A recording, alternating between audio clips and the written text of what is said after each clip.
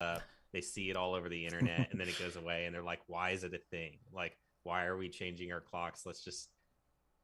Or they were saying, So in they're gonna one of the comments is they were saying it was the one thing that like Democrats and Republicans agree on. Like, it because is. recently they're just like, They passed 100% unanimously the bill Yeah, to yeah, keep they're daylight getting rid savings. of it. Yeah, Are well, are there? we're gonna no, to keep it. we're gonna keep what we have now, and we're not Oh, going back, okay. because if we got rid of it and went back to normal time, then it would get dark early. So Yeah. it's permanent. It's called the Daylight Protection Act, and it That passed. sounds wild. It passed unanimously, and now it just has to go to the House, I guess, or it has to go to Congress, whichever one is first. I don't really know, but isn't that great? It might be like like, do you know what that would do for us? Like, I just want to not change my clock because I'm already I don't see the point. 200% happier though. Are you guys? I'm like With the it being instantaneously lighter for longer. Yeah, like day one of daylight savings time, I was like, it's a fucking great day. And all week, every day has been like amazing. I've been feeling myself. I've been feeling great. People are in a better mood around me. Everybody around seems to be like happy. No, yeah. Well, I guess the issue I'm just is like, just keep it like this, please. This is fine here. The issue is when we go to winter and change, then it's dark super early. But if we just left the clocks where they are now, that's what they're doing, Steve. It's not going to change. That's what they're doing. They're keeping I thought the it where it is was now. To keep it the same so that when winter rolls around, we're going to still put our clocks back an hour or whatever for the farmers or whatever. No. I don't get it. It's staying where we are right now. We like if forever. So it's never gonna. Yes. Okay, so we don't ever have to change our clocks again. Hopefully not. I don't know if it will pass. Anybody in the comments? We're talking about the Daylight Protections Act. Is this live right now? Yeah, it's live. I told you guys I was going live, and Steve just kept rambling, so I was like, all right, I guess we'll roll with it. There was like a good conversation going on. Well, the thing is it's just like, the thing that's annoying about it is already there's different time zones. So when you're like talking to people, you got to figure that. But then not every state or country does the whole time change thing. It's like not even unanimous in the United States. There's certain states that have never done the time change. So then it's even more confusing because you got to figure out like which countries and which states. So it's like, just don't change the clocks. Just leave the time how it is. And if the daylight changes a little bit here and there throughout the year. Oh, there's a lot of debate on the topic. What were you gonna say, Josh? Well, yeah, my understanding of it is that it initially was started as like a marketing ploy to, I can't remember. I feel like it's an urban legend, right? Like Jordan just told me the other day that it was a joke. Thomas Edison or somebody, or Thomas Jefferson made this joke that was like, we'll sell more candles. If we, you know what I mean? If it's dark earlier. So he proposed it as like a joke because he thought it was ridiculous. And like it actually,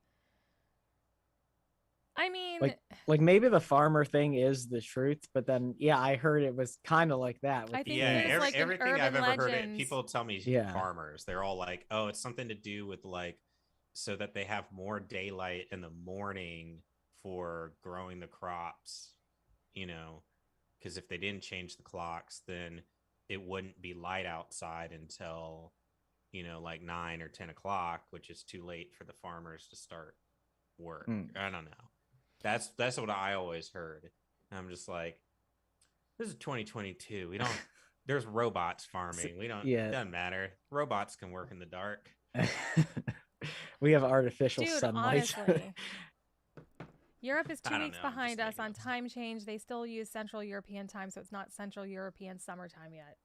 That's what. So Doolin's on here. Hi, Doolin. Hey, tons of fun. 939. Thank you for subscribing. Nice.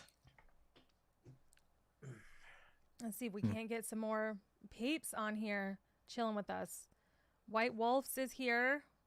I'm not on the multi-stream. I'm only on Twitch right now. Cool. Multi-stream. But like, there's no good argument against it. Like, it's so much better for mental health if it's like we get the daylight, because honestly, like, it's light in the morning. I don't know why people think it's going to be like pitch black at 7 a.m. It's not. The sun's still, you know what I mean? I don't know. I think it's dark they for should me until redo about like 7:30. Yeah. You know what the weirdest thing is because, like, Tennessee is in 2 different time zones. That's weird. They should just be all Eastern or all Central. And then, like, Ohio is in Eastern time, even though it's practically in the fucking Midwest. And it probably has something to do with boats and the Great Lakes and, like, shipping and blah, blah, blah, and being on the same time. I'm sure there's a reason, but, like, the people that are opposing it are, like, those people who live in the Eastern states on, like, not Eastern states, but like the westernmost states of like this time zone of my time zone, Eastern time. They're like, oh, well, because for me, all the way out here in Rhode Island, it's fucking dark at 4:30 in the wintertime, where for them, it's still not getting dark until 6 or 6:30.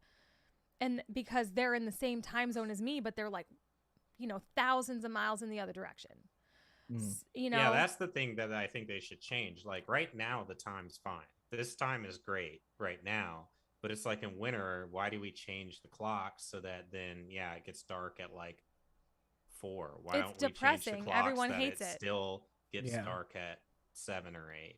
It would make people happier in the winter. Yeah, that's what the bill is going to do. Basically, the time we're at right now would be permanent. It's making daylight savings time permanent. Oh, okay. Does that make sense now? Like, this is what they're going to keep. So and I love it. I get so much more done. I'm so much more productive. Like, I have so much more energy, like, and we're just in a weird place. Like, New England is very far north as well. So the sun is like lower for us anyway. And like in states like Florida and stuff, you get a lot more sunshine anyway, just because it's like closer to the equator. Like, even though we're in the same time zone, it's like, anyway. Actually, you get the most sun if you're like up in North Canada, Alaska, or and then they have like 6 months of dark, 24-hour sunlight. It's so crazy. And Antarctica is like that too. Yeah. Then where there's a place that's the Earth is a little tilted. Tilt. Yeah. So when it's on this side of the sun, then it's like the North Pole gets sunlight most of the day, but the South Pole is most dark. And then when the Earth's on this side, the South Pole gets like sunlight for 24 hours and vice versa. I want to say hi to Squiz from Norway. Big hi from Norway. Hello. Jeff Christensen says on Facebook, when are you guys going to tour again? It's been like 4 years. You're not wrong. We get that question a lot. We haven't even played a show in like 3 years. But that doesn't mean we're not still a band. Yeah. We're working on an album. 2022. I know. We got new music. Content. It's all about content these days. I want to play shows again, but I want to play like festivals and stuff. And like, that's just, I want to make that happen for us. Like most bands, like the DIY touring is like out. All these smaller venues closed. Even a lot of major bands, that's what they don't really tour anymore. They just like do one-off, like. Well, not even really anymore. Like, it just depends on the band. There's still bands that I see touring, like Deftones and Coheed. They're coming through. They're on tours. But like, I've noticed Placebo and even Billy Talent for like the past 5 years, I've never seen like tour date posters, but they're always posting festival date posters. I'm pretty sure those bands have like just been doing festivals for like 5 years. Yeah, which that sounds like the life. It's like, you make some music, do a festival once a month, to a crowd of like 50,000 people, and then I'm sure they make more money that way too. Without all the overhead of actually going on the road as like the headliner band or something. Yeah. And that's gotta cost so much money, Touring is very expensive. The like a vehicle, gas, things like that, and then it's like you don't make a lot of money. Especially if we could make enough money like touring as we did just working day jobs, then hell yeah, I'd be like, let's go. But it's just not real. That's not reality. Even though we have amazing fans all over the world and they all think we're amazing. Our trailer really wants to go on tour. I think it's just sitting in your backyard. I'll probably use it for when I move, just so that its axles can like move and get the cobwebs off. Did you find an apartment? Are you moving? Oh, I haven't found anything yet. Oh, okay. I mean, I will be. I haven't gotten there. I got to refi my house first. Adult stuff. Yeah. All right. Which comes after taxes. Squiz says, "Have you ever toured in Scandinavia?" No, we have not. I've never even been to Scandinavia. I'd like to. Yeah. Speaking of 24 hours of daylight and sunlight, right? They get that there. Yeah. Right? Oh yeah. I'm terrible with geography. I think it's like very, very northern Norway and Finland. I could be totally off there, but Jeff said he misses seeing us. With mandates lifted, it will be easier now. We always put on a great show, and you're amazing. Gas prices do be crazy. You're so right. That's our excuse. Our first excuse was COVID. Wait, no. It was like a hiatus. Then it was like COVID. And then in the middle of the COVID, we were all like, we miss each other. Like, let's keep this, let's come out of hiatus. And then it's like convenient to be like, oh yeah, let's write music again. Da-da-da. And then, oh shit. I bumped my microphone. And then our excuse was the pandemic. And now it can be gas prices. Yeah. Absolutely. No, I'm just so you guys don't have to hear the real truth. Album. It's like, we're working on the. I don't really want to play shows until we can like have all that new stuff to play. Well, and two, you don't want to like divide your brain power. Like our brain power needs to focus on the writing and making an epic album, not thinking about booking tour dates and like doing auto repairs and that takes away from the creative process. It's like you got to be on top of your money when you tour. You got to be like on the books, on the budget, being like how making sure you can get to the next city, feed us and pay us and stuff like that, and pay your crew too, because you can't just it can't just be the band anymore. We're gonna need to hire. We're kind of doing 2 albums. It's like we're working on the next full length, but this Saturday I'm going to do acoustic for we still got 2 songs left to finish on the acoustic album. You better take some videos and pictures for the Patreon. Okay. By the way, if you guys are on our Patreon, thank you sincerely from the bottom of our hearts. We could not continue to do what we do without you guys. And we do so, so dearly appreciate you. Squiz asked if we would tour in Scandinavia if we had the chance. Why not? Yeah, I mean, if the opportunity, of course. Yeah. We want to go literally everywhere. Yeah. I don't think now. What are we gonna be like? No, I don't want to go there. No, we want to play everywhere. Nah.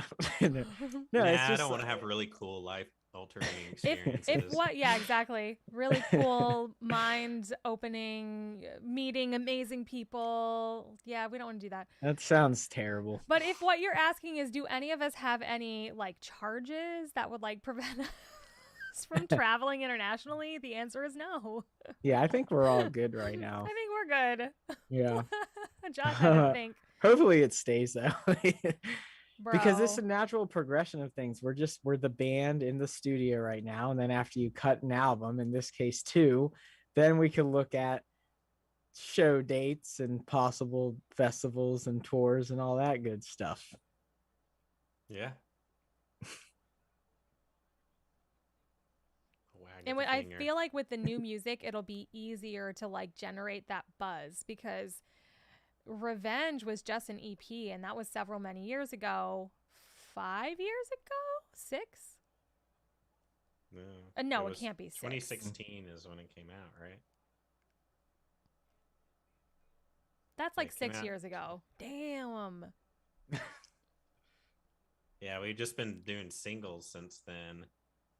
Oh, we have a fan on here from the Ukraine. Hi. We hope you are doing well and your family is doing well and safe. Thank you for spending a little bit of your day chatting with us.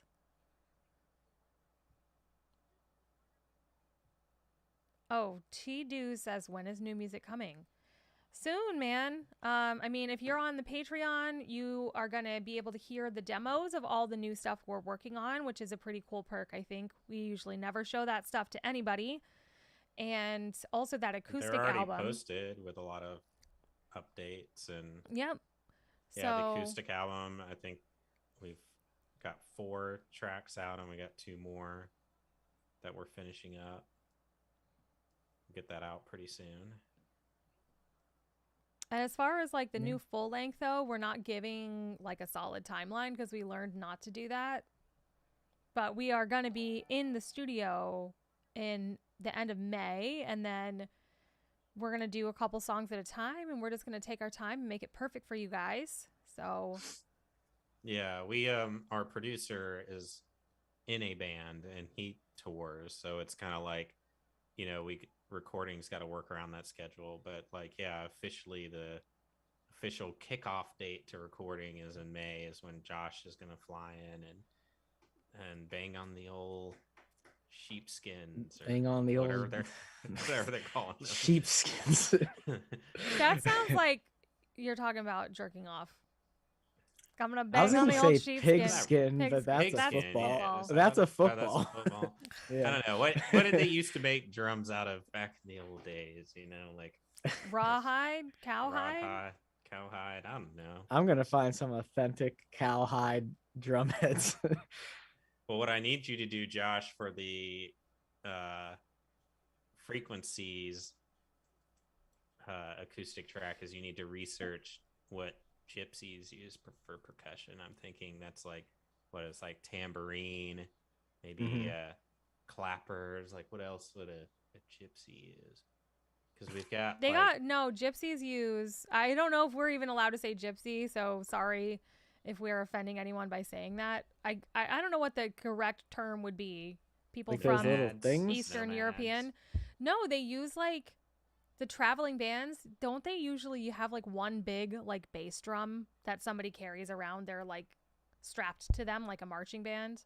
That seems very it could be for the band. low end. I know for sure they have tambourine, and or they have the thingies. Like, you know, like in Mary Poppins, how that guy is like a one-man band and he has like the bass drum and then he has those thingies on his ankles. The little cymbals on his knees.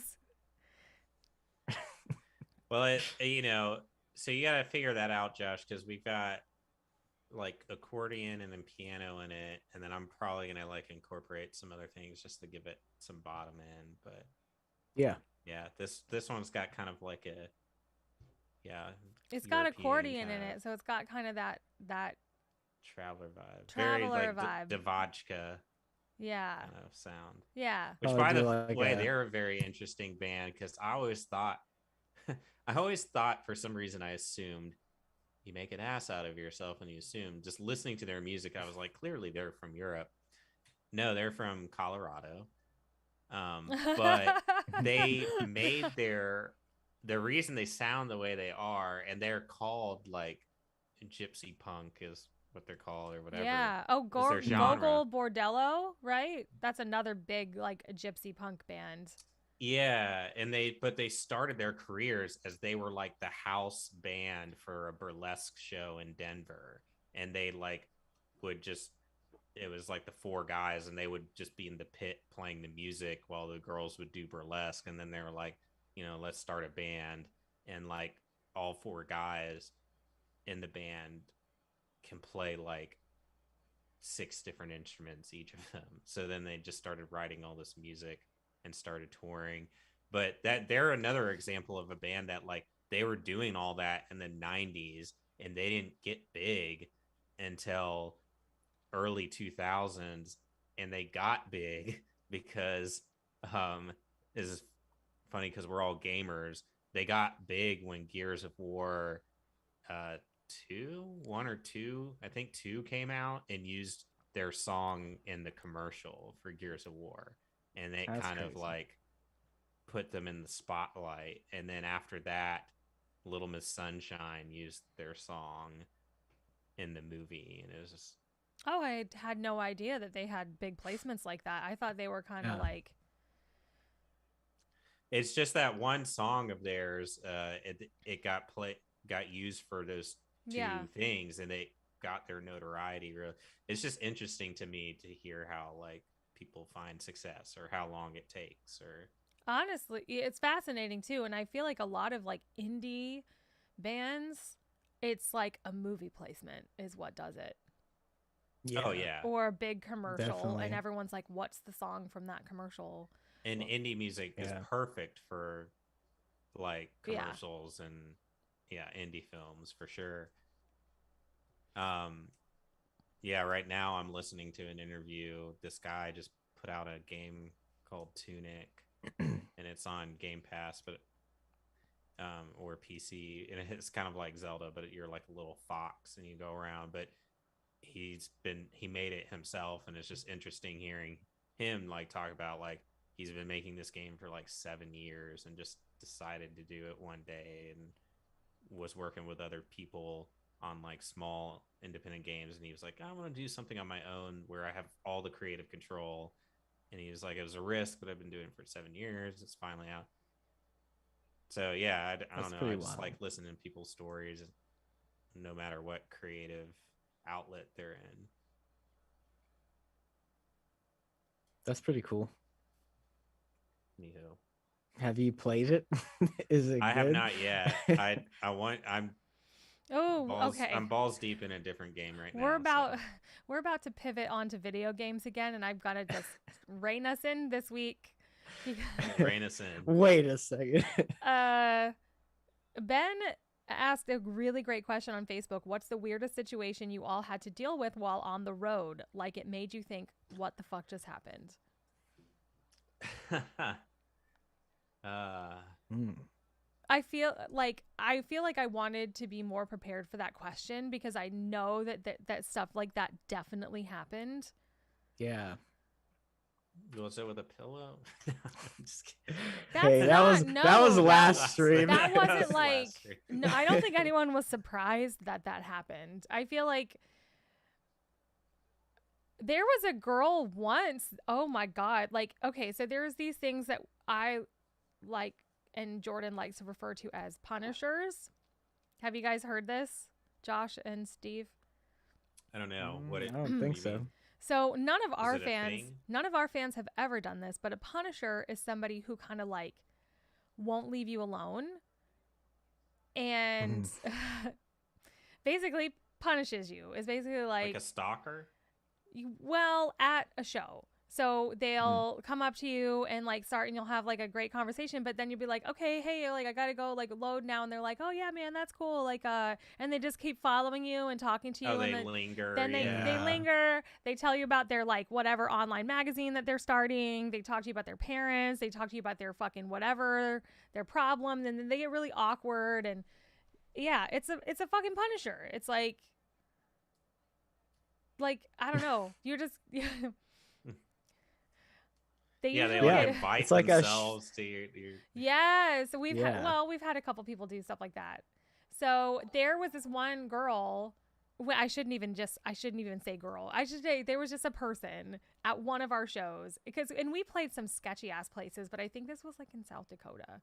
And I feel like, do you guys remember there was a person that had been to jail a couple times and she had like a tally on her t-shirt that was like, this is how many times I've been to jail. Oh, Yeah, I do yeah. remember And it that. was like a Halloween show. So she also had like face paint and stuff. And it was just like the weirdest conversation.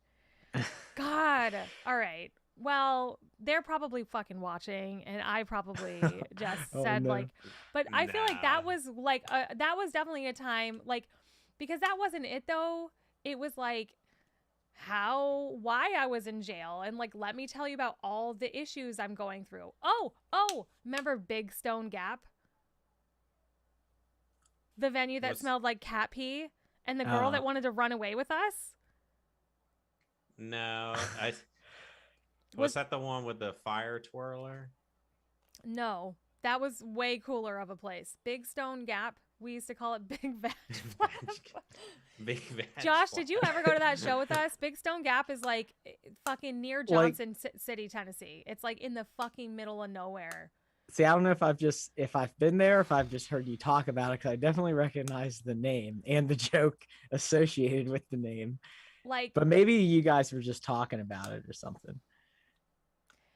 I don't know. I have two moments that I remember. I remember the one that I felt the most uncomfortable at was when we played in the middle of the nowhere at this. It felt like the Hills Have Eyes venue, and then we get there, and it's like in this giant the Hills Have barn. Eyes venue.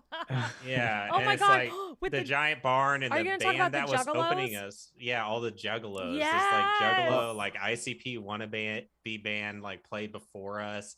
And you know, they had all their face paint on, and I feel like they had weapons on stage with them or something. It was just they were super rednecky, like methy. I don't know. It's just like the whole venue and the other bands just gave me the willies. Dude, they invited us out to an after party after, and we were all like, no, no, no. And Kevin like fucking went with them. Do you remember that? Did he go with them? He did. And some other oh my God. It was very Tiger King. Yeah, like I don't know. I was like, I felt like I'm people gonna get were, like, skinned and made missing into teeth. somebody's like handbag. The people or were like something. missing teeth. And I will never forget, because one of those dudes, I'm so glad you brought up the show, by the way. One of the dudes literally took a stapler and stapled himself in the forehead. Do you remember that? Yeah, he kept stapling himself. He was like, "Hey, you guys want to see?" Oh my God. Didn't he? Wasn't he the guy that was like, "Staple me for $1" or something?" Like he put a dollar. I think Oh you're no. right. I'm thinking of in Nashville at the Nashville haunted house. There's a guy that will walk down when you're in line, and he's like, "Give me $1. You can staple $1 to me," and he would just let you staple $1 to him. Jeez. Yo, that was such a weird show. That was with Stitched Up Heart. I don't think Josh was in the band yet. No, I toured with such Yeah. a part. Was that not with Stitch Up Heart then, or were they? No, there? it was. Josh was there. Okay. Corey, Is it coming back to you now? Have you blocked the memory? It was like your first I did. tour Like with I can't us. remember. Yeah, I can't remember. That would have been, yeah, like the first or second tour.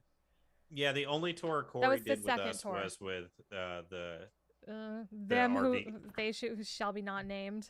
Right. Although I kind of liked the other band, and they kind of disappeared and broke up. I don't even remember there being another band. The one, they're a little 4-piece. They're a little older than us, and they were kind of proggy. Oh, screamy. Ionia, they were cool. They were good. They were like how we are now, like where if we're gonna tour again, we're gonna be like the people eating the vegan shit in the van, like, and actually renting a Sprinter because we're just over it, because they were older than us. That was the thing. Yeah. And we were all like, whatever, in our 20s, like a bunch of punks, like, whatever, you guys are weird and take this too seriously. And they were just like, dude. They actually had their shit together, so we all thought they were crazy. The other one I remember was the Las Vegas one. I was gonna say that one, dude. With the promoter, the venue, the promoter dipping out and not paying us, and that was driving like 4 hours out of the way to go. That was the Stitched Up Heart tour as Yeah. well. I was gonna use that one. Yeah. So that was shitty. I have not showed you guys this, but this is the perfect opportunity. I blocked that memory, right? But I will never forget that night. I will never forget that tour. I will never forget how absolutely exhausted and pissed off and everything, because we did drive completely out of our way to go to that show and then didn't get paid. And our guarantee was supposed to be like $500. We were depending on that money, right? Mm-hmm. And this guy was sweet talking us, all the beer, blah, blah, blah. And for the longest time, I was like, Jordan, I hated Vegas for the longest time, which I love it now. Now that I went on my honeymoon, we had a fucking blast, and we're going again later this year. But it was like, for the longest time, I had such a sour taste in my mouth about Vegas. I was like, the people are fucking shady. The deals are bad. Like, the venues suck, blah, blah, blah. And I had no recollection of like where that show was. All of a sudden, when we're on our honeymoon near, because I remember it being near Fremont Street and I remember it being near the Heart Attack Cafe because I remember walking around down there. I fucking stumble right to that bar, right to it. And I was like, holy shit, Jordan, this is the place. This is the place. And he was like, are you kidding me? And I'm like, no, it's this place. And I took a bunch of pictures outside of it, flipping it off. So I want to. That's hilarious. It was called the TJ was like Backstage. drunk, flipping off the venue. Yeah. By the way, what's up, Eli family? Thanks for hanging out, and thanks White Wolf for sharing our link. The band, sharing the band, putting our name out there, bringing in new fans. Well, I don't want to say fans. He or she has never heard our music yet. So Go listen to us and decide if you like us or not. I mean, after listening to our rambles, I wouldn't. I wouldn't be surprised. This is me flipping off the backstage bar. That's so crazy. I was like, you gotta be kidding me. Wow. My hair looked so good that day. I got a blowout. I still remember pulling in to the parking lot and they were like, oh shit, they were like filming some sort of movie. They were like filming a movie inside of it. Yeah. And it had all these like mirrored walls. And like, seriously, honestly, no offense to the venue. I remember the venue being very nice. Very cool, very nice. And it was just the promoter. The promoter like literally was like, but you know it's gonna be bad if he was like the whole time he was hyping us up. He's like, oh yeah, there'll be people here. He's like, let me get you catering. Oh, by the way, buying us food and getting us drinks. He's like, whatever you want on the bar. No people. And then we had to play two sets that night. We had to play 2 sets. Oh my god. I forgot. It gets worse and worse. It literally gets worse and worse. That's crazy. I forgot. Yeah, this is tour life, people. You think it's celebrity status? Our guarantee, we drove 5 hours out of the way to get a guarantee of $500. There's 5 of us in the band. If you take out gas money and everything that we spent to get there, it was like we're driving out of the way to go play a show to each of us make like $50. And it was to a show that wasn't promoted and even part of the tour, so there was like nobody there. We're like, oh well they told us there's these other locals that are a big deal and they have a big draw and we'll sell some merch and blah blah blah. And then like none of that happened. There were no locals, just the 2 touring bands. And they changed the venue last minute and didn't announce it. And then the promoter's like, oh, here's food and drinks, oh don't worry, we'll hook you up. And then we finish our set and we're like, where's the promoter? And they're like, he's gone, changed his number, his phone didn't work. He had like a burner phone. He had like a burner phone. Oh my gosh. Great times. I feel like I still don't know if that's exactly what happened that night. I think something else might have happened that night, but I don't want to talk about it on here. Oh, maybe so-and-so got in a tiff with such and such. Who knows? There could have been something, but I won't talk about it here. We'll talk about it later. There was just something very off about the whole scenario, you know, and then there was something very off about it. Wow. What a story. But Eli on YouTube says, I interview paranormal investigators on my channel and they shared us. Thank you. That's fucking awesome. That's really pretty awesome. Cool. Are you like, what's that show? Zach Baggins. Seekers. Zach Baggins. Oh wait, no. Well, is he a paranormal investigator or is he just like into haunted stuff? I don't know. I'm thinking Ghost the Hunters. one with like Nick Frost, the guys from Shaun of the Dead. They have a TV show on Amazon, and he's like a YouTube paranormal like guy where he goes and like ghost hunts. I think it's called Seekers. It's pretty funny. I like Nick Frost. They said yes and no at the same time. Yep. And then nah right after it. Yeah. Nah. Oh, they interview them. They don't do the investigation. Oh, okay. Got it. That's cool. That is so cool, though. Yeah, very cool. Yeah. Very Salem. Very where's it? Savannah, Georgia. It's a haunted area. New Orleans. There's haunted places all over the place. Speaking of haunted, speaking of haunted, I watched Guillermo del Toro's new movie recently, Nightmare Alley, and it was really good. But I was kind of disappointed because the way the trailers showed it, and it's called Nightmare Alley, and I guess it's a remake of like a movie made in the 40s or something. But I thought it was like a horror film, or like I know a lot of it for the trailers. I was like, a lot of it takes place at a like carnies and stuff, and I was like, ooh, is this gonna be like some creepy like horror paranormal thing? But it wasn't. It was like a mystery. It was good. It was a thriller, but it was more along the lines of like The Prestige, where it's like a showman like a thriller movie. It's good. Very cool. What's it called? Nightmare Alley. Nightmare Alley. What's it on? I watched it on HBO Max. Sweet. We'll have to check it out. Where White Wolf's Bushcraft is gotta run. So thanks for joining us tonight. Appreciate you. Jason's easier to say, I think. Is that his name? According to Eli. Okay. I don't know. Maybe they know each other. All right. And then Ben says, don't forget to subscribe to my podcast, Recycled Corn, on Spotify. That is a very fascinating name. Please tell us what your podcast is about.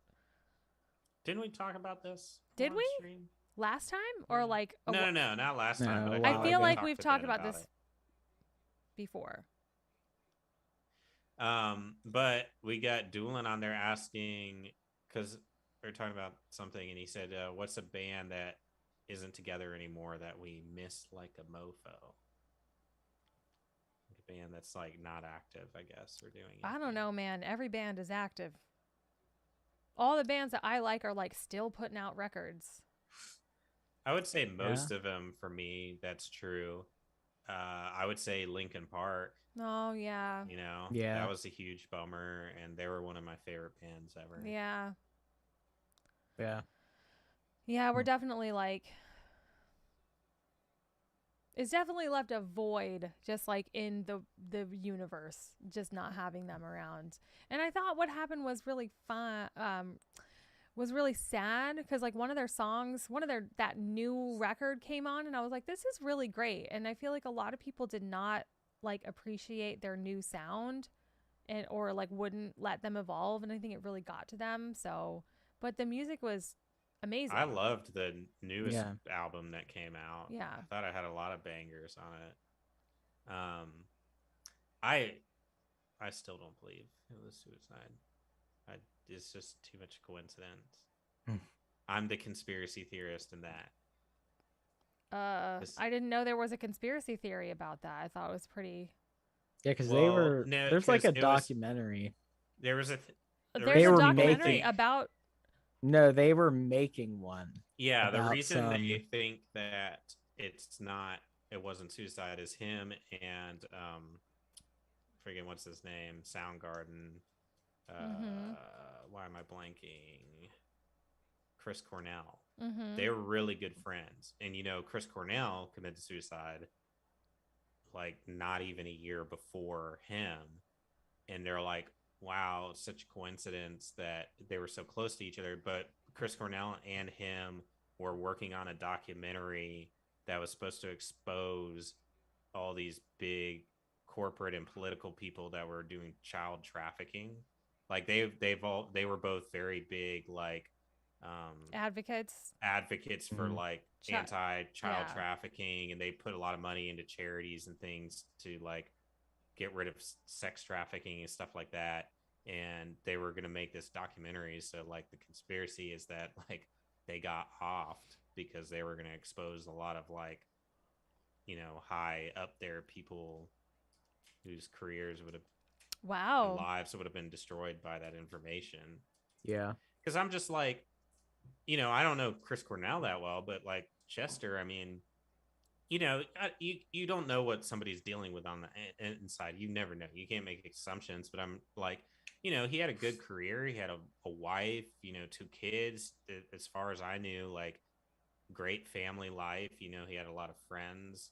Like, I don't think people, and what I heard from other people is, I don't really think they saw it coming. Like maybe earlier in the career, like when the guy from Depeche Mode like attempted suicide, it's like people, or like when Moby did, like people knew at that time in their life, it was evident they were struggling. Whereas like I don't think people saw like with Chester like signs or anything, Yeah. Yeah. It's a tragedy, and I mean, at the end of the day, we don't know. Doolin, yes, we are talking about Linkin Park. That is definitely a band I think we're all missing. But yeah, it's definitely a tragedy, and like nobody will know, only their maker. So Yeah. It was crazy. I was supposed to see them. Like I was going to their show and then that happened. wow. The one with Blink, right? Yeah. Blinkin' Park is what they were calling it. Crazy.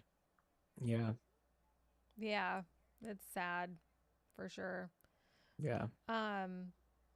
Speaking of touring, JT Rock and Roller says, "How did we hook up with Stitched Up Heart for touring?" How did we? I think Wasn't it was Rob. Management or Rob? Yeah, Rob, our manager. Yeah. Yeah. Wanted to get us on the road and put us together with, like, he's from LA and like knew them or knew of them. Knew they were like female fronted and we would be a good fit together. So this was like 8 years ago now. Which is crazy to think about, that our last time touring with them was like 8 years ago. But well, we toured with them twice though. Did we? Didn't we? Or maybe we just played like a show with them again. Yeah, we toured with them twice. Okay. Yeah. I thought so. Yeah, we think toured right. with Illib twice too, right? We did. Mm-hmm. My husband. It's crazy to think of like who we are now and like who we all were back then. Like, oh right. my God, you guys, like I got engaged 3 years ago today. Wow. Well, that's crazy. That's today, awesome. Like it was, well, obviously it was like I don't know, not obviously, but it was like a weekend 3 years ago. Today it's like the middle of the day, like random fucking thing. Jordan's off at band practice or work or something. So like we didn't even plan anything because it was like it's March 23rd, like nothing special. It's not like our wedding day. I guess like after you get married, do you just celebrate the wedding anniversary? Yeah, it's like because we got married on our anniversary anyway. By some people still chance. Like it's like we're gonna celebrate the day we first started dating, the day we got engaged, the day we did this, and it's just like, to me that's too many things. It's like once you get to that next thing, it like ixnay is the last one. So it's like once you get engaged, then you no longer celebrate the anniversary of when you started dating. Then once you get married, then you no longer celebrate the engagement. It's just, Well, hopefully you find somebody who's cool with that. Well, because to me, if you're actually going out and like going on dates and doing things together anyways, it's just like, there's really no need for this like pomp and circumstance. It's just like you can maybe acknowledge it, but I mean, because I think the thing with all these like anniversary celebrations is a lot of people are using it to make up for the fact that they're not, going out or doing anything together the rest of the year because they're just like in work or like. I don't know, man. I feel like you're just digging yourself a deeper hole. I don't think I'm digging a hole, because if I'm going out regularly with my significant other, then we're like doing things. So what's the difference between going out any normal day than going out on a quote unquote anniversary? I think a lot of people use it as like, hey, I'm a shitty husband for like going 360 out days a year. Here, I'm going to make up for it on the anniversary, So I mean, it depends on how you look at it. Josh, help me out here, man. It's like, it depends on how you look at it. Like if you marry somebody on a certain day, it's it's like your birthday. It's like this significant thing happened on this date, and you just kind of acknowledge it You want every to year. celebrate, and any excuse Well, yeah, a to do wedding something anniversary, cute. but if once you're married, Josh, do you think you need to still celebrate your engagement anniversary, your first day dating anniversary, and all the less significant, you I, know? I think they're all okay. I don't know. I think they're all pretty significant, and I think definitely for the first couple of years, there's literally no harm in it. I mean, and I don't think there's ever any harm no, in it. exactly. I just don't think it's. I don't think like we're making up for like not do. But honestly, we're busy. Adults are busy. People have jobs and lives and shit. And it's like, oh, holy shit, this was the day that we met. Let's go out and do something special tonight to commemorate that and to just force yourself to have scheduled like romantic time, because with lives being the way they are right now, like sometimes you have to do that to make sure that you do it. Otherwise, it's groceries and back to work and errands and you're just roommates. I don't know. But for me, it's just that I'm terrible with dates, and I only have so much room to remember certain days.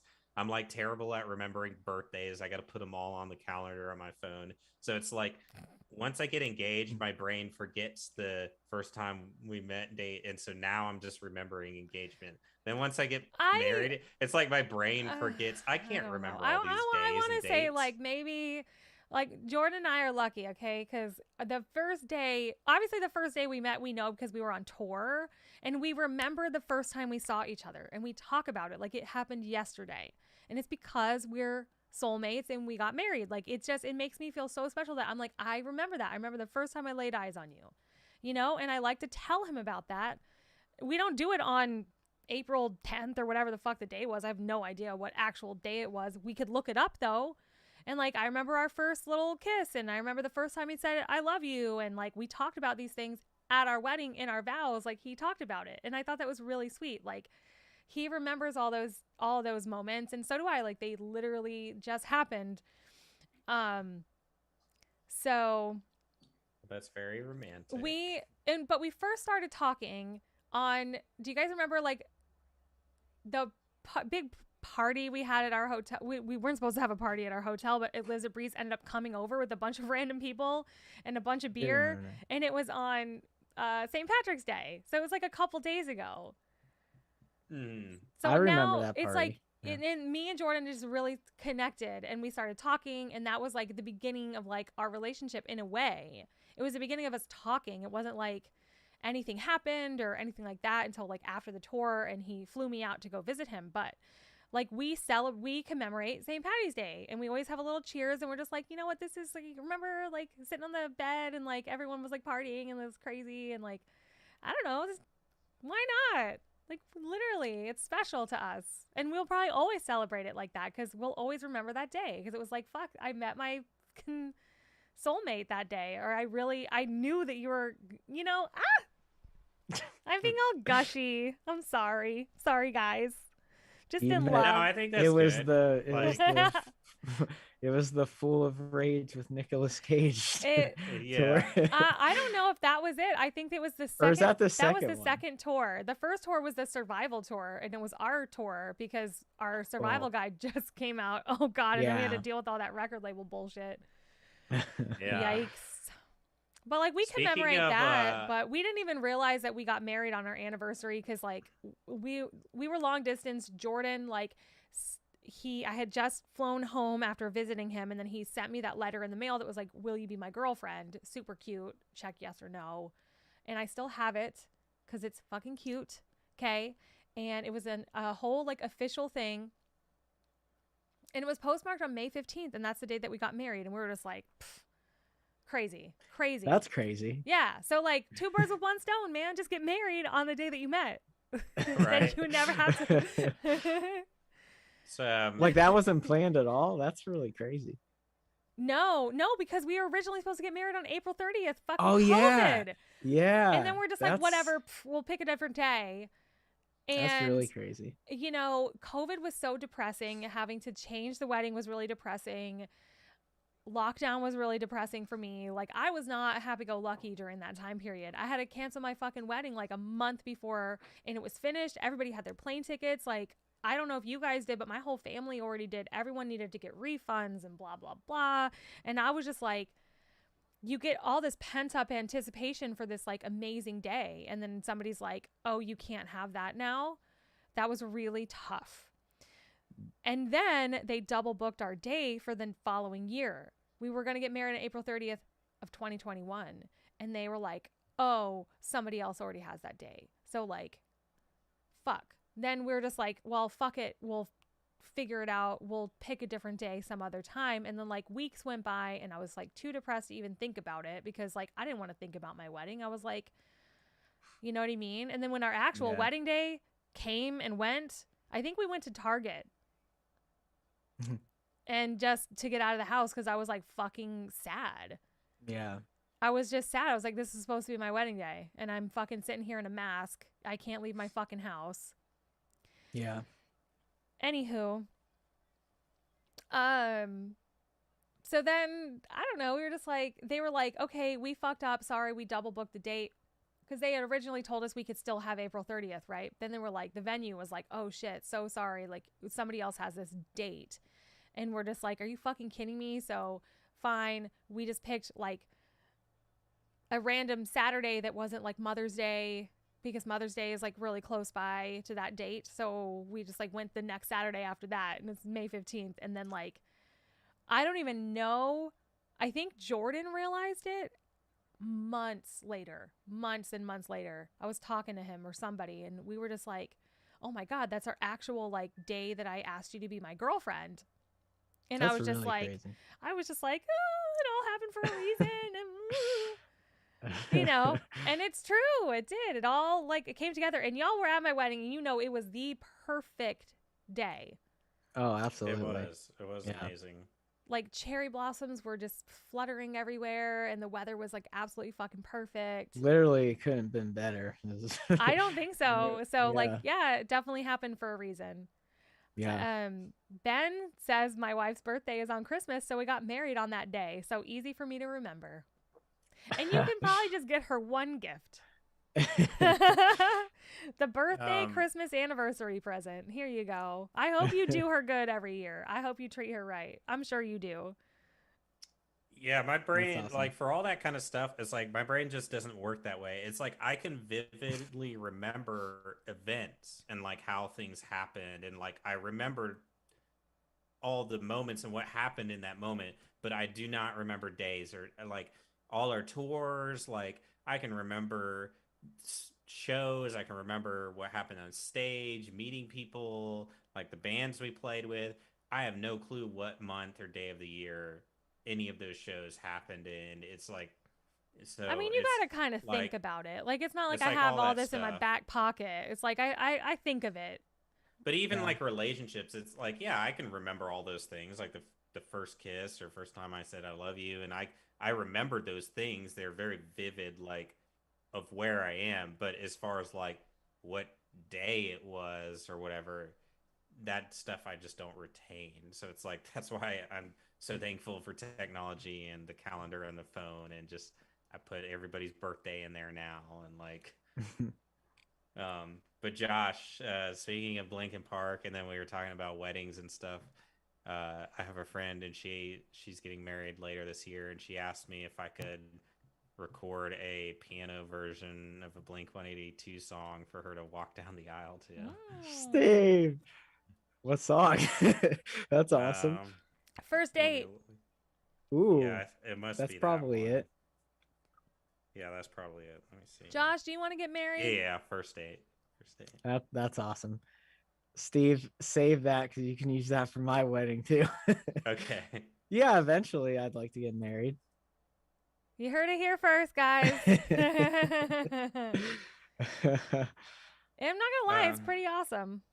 Yeah. I enjoyed mine while it lasted. All right. Sorry. We don't mean to trigger Steve here. I'm not triggered at all. I had a much better place in my life. But good. And it was a good it was a good growing experience. But and I'd like to do it again. So it's not like it didn't sour. It didn't make me think like, oh, marriage sucks. It just That's wasn't the good. right marriage. So Yeah. Exactly. Yeah. you don't always apply for the right job the first time. Very true. There you go. Did your therapist say that? No, I don't know. I just say it. What other That's cool. analogies? Because I like analogies and metaphors that Dude, you don't Avril always Lavigne's go been on the married right like 3 tour or sign times. with the right label the first time. That's awesome. Yeah. Dude, No, I mean, it was like a weird part of my life, but yeah, it's I can look yeah. back on it now and just be like, yeah. I mean, I was about to get married, so I almost Yeah, happened. before you met us, right? Yeah. I Yep. can't even believe that. Yeah. Like we Isn't that didn't know crazy? you, so we didn't know. Josh had his What Yeah, eye on the happened? Why did you prize. guys call it off? because I'm in a band. And she No, wanted I you don't to know. quit Like, music? it was just different. Yeah, I mean, well, I moved to Tennessee and she didn't. She was in school. So it was just like it was kind of mutual, but I don't know. Is she the Like, one that got away? Do you still like hold the oh no, no, No. absolutely not. I listen, I You're like, I'm dodged a so over bullet. that bitch. Yeah, yeah, no way. I completely dodged a bullet with that one. I'm not gonna lie. Bruh. Like, I mean, it's whatever. Everything's settled now, but I'm way better off. I wouldn't have got to experience a well, I wouldn't have met you guys, so that'd be a big thing in my life. Yeah. So it was definitely for the best. Yeah, like Yeah. don't be with ladies who like don't support the art. Yeah. That's so weird. Yeah. Anybody, this is advice for literally everybody. Don't be with any person who was like trying to give you to give up on your dreams and the things that bring you joy. It just doesn't make any sense. Yeah. Yeah. I think people, if we're going to get deep here, then it really does get deep. This is the segment. This is the deep segment. Then we can talk about video games. I've just had a lot of time to learn and a lot of experiences to learn and to figure things out. And I think one thing that people get confused a lot is um the difference between like compromise and then like changing yourself. It's like I think there's like a balance where it's like you should never change who you are for somebody, because right. you're Yeah. not going to be It happy never if you works do. out well. But some people hear that though, and they hear "don't change myself," and they take it to an extreme where it's like, then they're not willing to compromise anything, and it's like, well, that's not healthy either, because you're never gonna find somebody who sees eye to eye with you on everything, and you're never gonna find somebody that has all the same hobbies, all the same interests, all the same beliefs. It's just we're too complex. So you just have to find that good balance of like, okay, the main thing is what I have been practicing being in the dating world again is just looking at yourself and kind of like piecing together the things that make you and being like, okay, what are the things that are like I cannot live without about me? Like, what are I passionate about? And it's like, yeah. if I don't have these things in my life, I will be unhappy. Then, you go down and it's like, okay, well, what are the things that I really enjoy? But, it's okay that, you know, the other person doesn't like it. It's something I can do on my own. And then what are the things that are like, I like these things, but if they're a problem to that other person, are they things that I can live without? Can I still be happy? And you need to kind of like figure those things out before you get into a relationship with somebody. And then communication is the most important thing in any relationship, whether it's friendship, family, or a significant other. But yeah, communicate these things up front and just be like, hey, this is really important to me. And I'm sorry, but if you can't be supportive of this, then we can't be together. Or It's like we talk video games all the time. Not everybody's into video games. I don't necessarily need to be with somebody who is into video games, but I don't want to be with somebody who's not gonna let me play video games in my free time.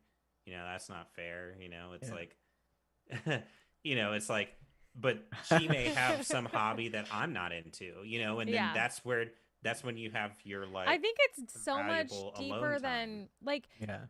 it's a little bit deeper than just like having different hobbies though. Like it comes down to like your core values as a person and knowing yourself better than like it's a lot easier to go into a relationship completely knowing yourself because Right. then you Mhm. don't get too far into the relationship with the wrong person just out of habit or convenience or whatever um or Yeah, because because you don't know how to leave or whatever it may be, you know what I mean? Like sometimes people just start dating and they just don't stop even though they're not really that happy, and it's sad. It happens all the time. Yeah. But yeah, if if you're like it's your personality, like I mean, I probably saw red flags in my last relationship, but I'm a very like, oh, but I committed to this, so I'm gonna try to figure it out and try to work on it. But yeah, the core values and understanding your core values again, you can break those down and being like, because core values for a lot of people, it's like religion, politics, kids, parenting, yeah, those kind of Mm. things. yeah, And but even though those are all hot topics, they may not be as important. Like for me, politics, I don't really care. It's not Politics isn't really important to me. I don't care if somebody is one way or another who I'm dating because I'm just agnostic with it and it's not important to me. But I if I'm dating somebody who is very passionate about their politics, then we probably wouldn't be a good that's match not a because good I'm fit. not going to Yeah, be supportive because Yeah. I don't really yeah, care and they're going to need somebody who cares about that like they do.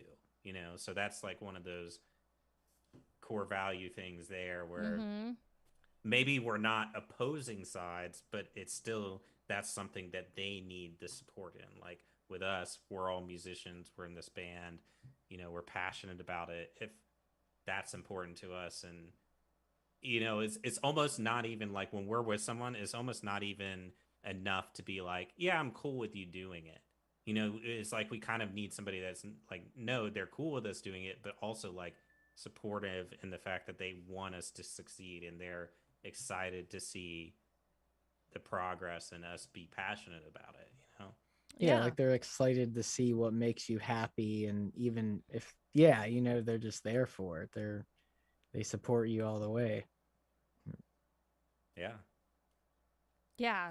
They should want to see you happy. That's something that I say all the time. Like that, nothing brings me greater joy in my marriage, I feel like, than seeing Jordan happy. Why do you think there's Pokemon all over my fucking house, you guys? Do I give a he shit about Pokemon? he No. wants to catch them all. But do I have my own Pokemon book? And does he bring me cards that he thinks I'll like and I think are cute? Yes. So therefore, I think it's cute. Then, you know what I mean? It's not Yeah, it's necessarily awesome. my thing, but, it's I just, but you still enjoy it though, of like course, yeah. you Yeah. share it and But it's really fun to share things. it My is, favorite thing yeah, is it to is. get people hooked on stuff that I like. But I'm not like sitting here being like, oh, your Pokemon is so stupid. When are you going to stop doing that? I mean, I wish he wouldn't spend as much money on it, but I know I can't control him. He's an adult, he's his own man. Do whatever you want. Yeah. Yeah. I But mean, y'all know me. Like, what was it, like 2 or 3 years ago? 2 years ago, I'm literally telling everybody to watch What We Do in the Shadows because nothing dude, the makes me show more is so happy good. when somebody finally watches it and then they tell me they like it. It just like it brings Josh, me have you joy because watched I it? want No. Dude. Sorry, watch it, Steve. Josh.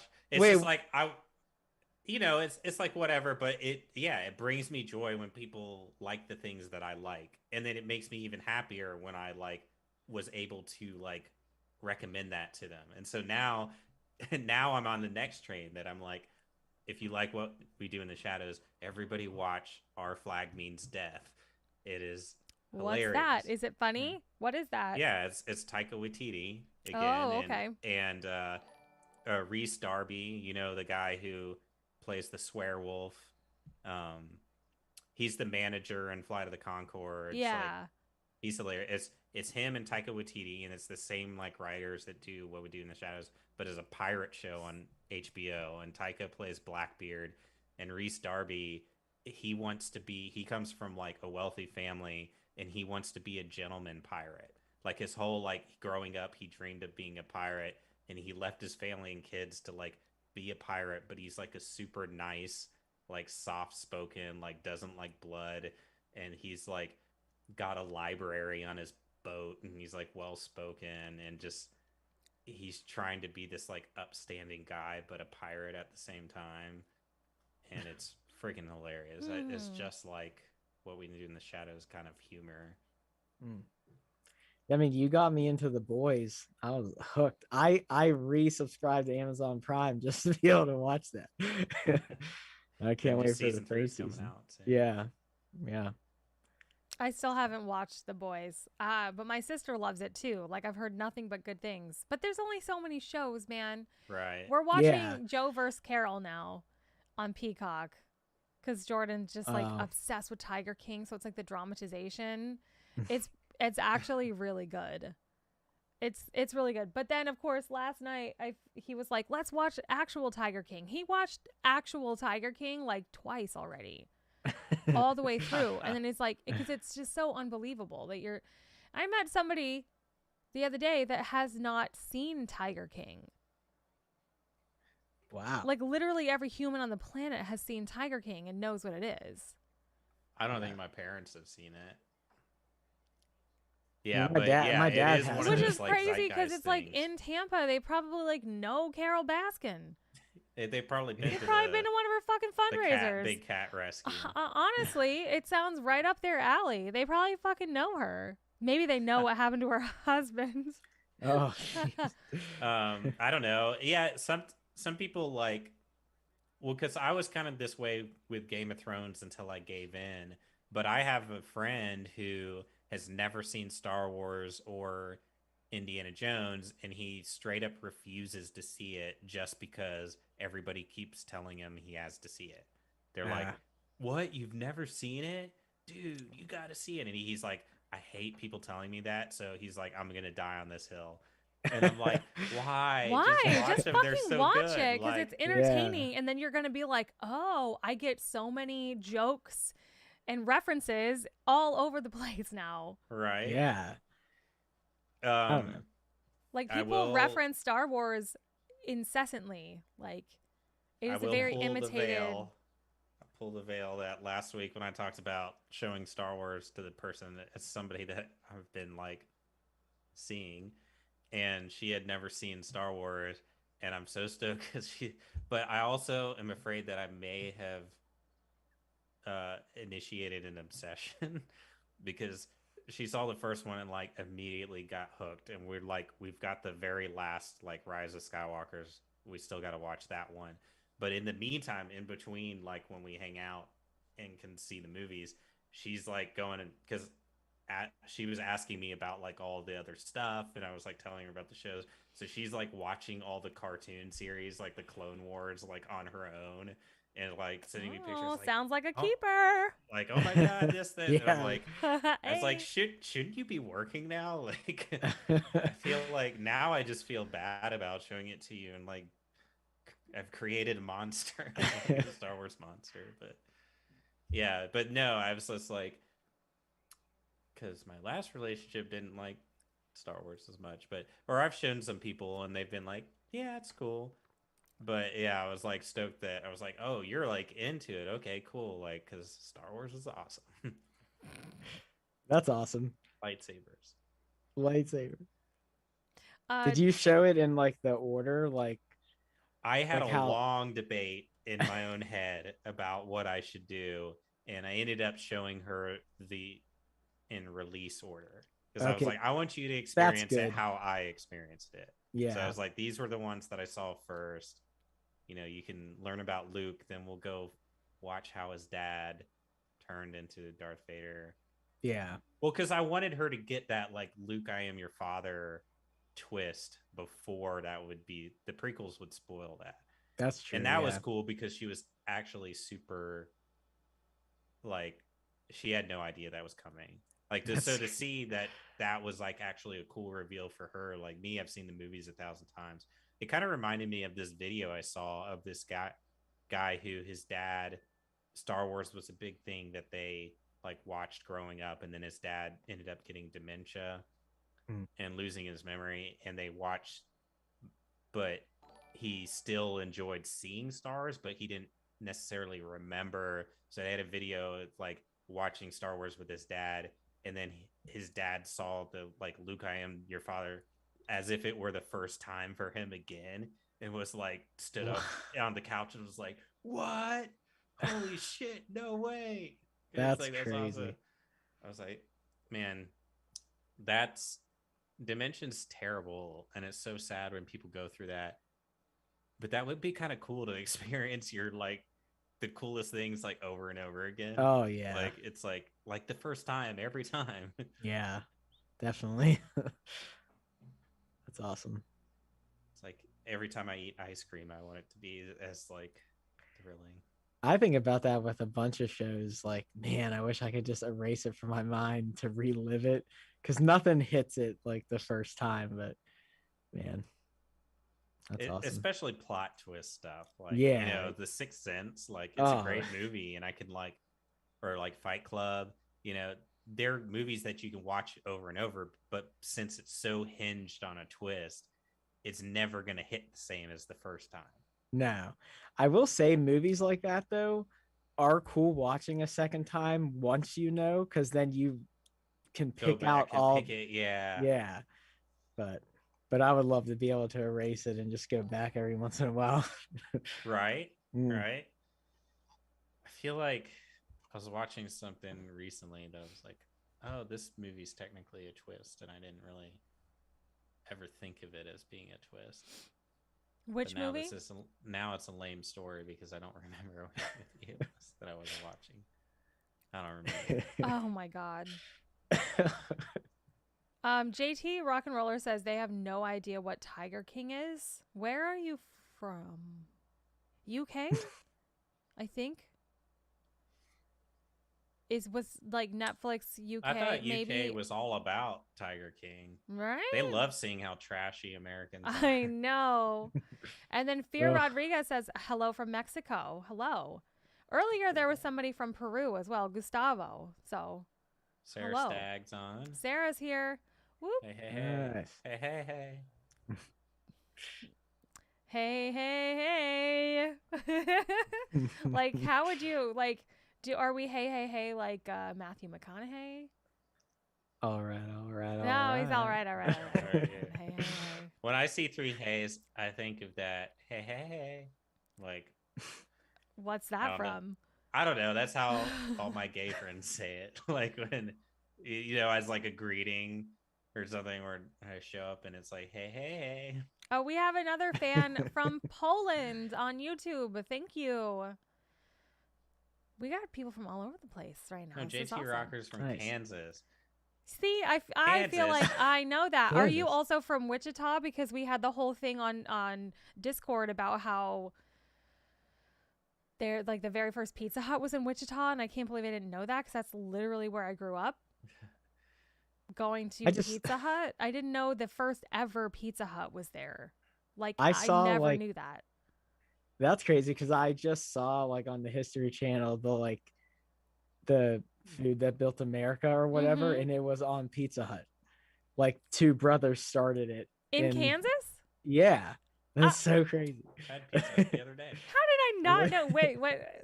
I think it was Kansas. I mean, befuddled. Your sister would be upset with me because I was listening to trivia on Free Beer and Hot Wings. They asked where in what city UK, and in my mind I was like Wichita, and then I was like, oh wait, no, it's in Lawrence or whatever. KU? Well, like KU, what are you talking about? UK whatever, is like University of Kentucky. The university that Kansas. There's K State and KU, but it is the University of Kansas. But they say KU. Yeah, and that's in Lawrence, right? Yeah. Yeah, and that's where your sister lives. And in my mind, when they asked the questions, I was like, Wichita.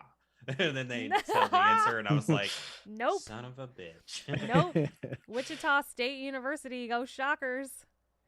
Oh, Yeah. wow, that's a terrible. That's an unfortunate. That's an unfortunate mascot. Oh, Go no. Shockers. Oh, It's no, like Steve. it's a wheat shocker. I think it's somebody who shocks wheat. Wheat is big in Wow. Kansas.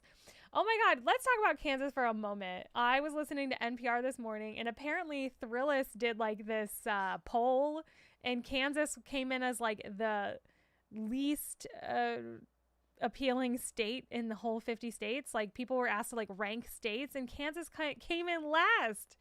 What? And that prompted Wow. a bunch of people from there to be like, excuse us, but in like showing pictures of the fields and the sunset and the rolling hills and like the open road and just being like, what? I would put Nebraska under Kansas. Or maybe Idaho. Arkansas. I mean, Arkansas's got mountains, but it's still, Arkansas is one of those, like, I feel like the hills have eyes there. I feel like I'm in a wrong turn and get skinned In Arkansas? alive in Arkansas, yeah. I feel that way in like West Virginia, but there's pretty mountains. Yeah, but Deep I would West put Virginia, but Nebraska under Yeah. Kansas for sure. Meth That country. movie's like based off that. Literally. Like Wrong Turn or whatever. Or Oh, if you're man. Grandpa Simpson, the worst state is Missouri. 'Cause Missouri. I'll be dead cold in my grave before I recognize Missouri. But okay, so everybody is watching. There's a couple people watching. I know people are in and out, but I want to know, especially if you're not from this country, what do you guys think is the worst state in the United States? I feel like a bunch of people are going to say Florida. New Jersey. I feel, but Florida is also beautiful and amazing. Oh yeah, when I was in Africa and I was hanging out with I guess my brother-in-law through marriage, or like the in-laws, and some of my brother and his wife's friends, they were all talking, and they all look up. It's a game for them to look up Florida Man. Like they do the Florida Man thing. They're like, oh yeah, we love going on Google and like we'll put in our birthday, Florida Man, and in a date or whatever, and it's like a game. So I'm like, that's not even like an America thing. Like overseas, they're like making fun of Florida Man. Florida Man, yeah. But okay, Pizza Hut, June 15th, 1958, Wichita, Kansas. That's Nice. crazy. Two brothers borrowed $600 from their mom to open a pizza place in Wichita, Kansas. They named it Pizza Hut because their sign only had room for 8 letters. Ah, so cute. Really? On like the documentary or whatever, it showed them like going through different names, but it did. That's crazy because They probably picked it because it only had 8 letters. Yeah, that's Josh, crazy. The other day I had a stuffed crust. Their sign only had room for 8 letters. What was the maybe names? Because we had maybe names. Nearly dead. It was like pizza shop, pizza. It was always pizza something. I can't remember specifically. Pizza house. Yeah, like stuff like that. Yeah. Pizza garden. And it was a pizza shop already, and they sold like pizzas and stuff, subs and stuff, I think. Or no, it wasn't. I'm confusing that with Domino's because it did Domino's too. That History Channel, man. Yeah, it's something else sometimes. This is like actually on Pizza Hut's website though. Like I've never That's crazy. Like a well-known brand, you're not going to look at the origin story because everyone's like, oh, we kind of know. Yeah. Like when I hear of like a new brand, then I want to be like, well, what's this about? Like with Liquid Death or whatever. I'm just like, oh, like I would go and I would look at their about story. I'd be like, when was this invented? Where did this come from? Because it's relatively new and you want to hear the story. But like Pizza Hut, Domino's, you don't think about it. It's been around your whole life. You're just like, it just is. Yeah. It's not new. But it's really crazy when you stumble upon it because you're just like, holy shit, like they just started as just like a local place that just Yeah. got huge. I mean, people just, I know Domino's thing because they were like the first like delivery pizza. So that was kind of their claim to fame. But, and it Yeah, was kind called of like Dominic's. Wendy's had the first like drive-through, Yeah. and they were able to do it because they got old Colonel. The Colonel was the first to do the pressure cooked Yeah. fried He, chicken, and he gave that like, or he just like told Dave like, hey, when you cook your chicken, use the pressure cooker, yeah. like it goes faster. Crazy. Wow. Dude, now I'm Um, hungry, y'all. yeah, I still need to cook dinner. Yeah. Our Where's my friend in Pizza Hut? Poland said he's got a he he or she has got the My Evil Ways lyrics on their wall. Nice. And then, Nice. okay, and then they also said, I don't know, but I like USA freedom. You can have a gun and do what you want. Oof. Well, honestly, I mean, It's pretty it's much the Wild West here. Like, you can pretty much, we can definitely do whatever we want. to an extent, but it's like seeing what's going on with Russia and Ukraine, you start to realize that Second Amendment right can be important, Totally. you know, Mhm. because a lot of those civilians have to defend themselves. Like we're fortunate I that like know. nobody's really invaded the US. I mean, we invaded the US to be here, but I mean, since it's been the United States, none of the big wars have like come here. So like we haven't I had mean, to they live bombed in Pearl that kind of. Harbor, man. That's true. And Yeah. we made them That's never true. forget. That's so fucked up for me to say. War is so fucked up. It should never happen. Why can't people just have peace? It's really Well, and sad. that's what blows I'll my never mind about understand it. what blows my mind about this whole Russia thing right now is we live in 2022. Like back in World War II, like back then, like Hitler could kind of be sneaky. It's like information didn't really spread, so as fast. You had to have letters, so you could kind of be like, well, I'm gonna slowly start taking things over. Nobody's gonna really notice until it's too late. It's like, what does Putin think? We've got the internet. Like everybody, the entire world knows what you're doing immediately when you do it, and who's gonna agree with him?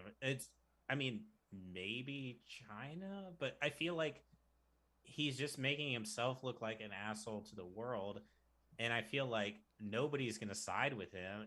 I feel like he's starting something that he can't win. Like, if Yeah. he's trying to bow up to countries who he thinks can't defend themselves against him, the rest of the world is going to retaliate. Like, I mean, Russia's a big threatening country, but not when everybody else has got their guns pointed at them. I don't know. I just don't see the point in what he's doing.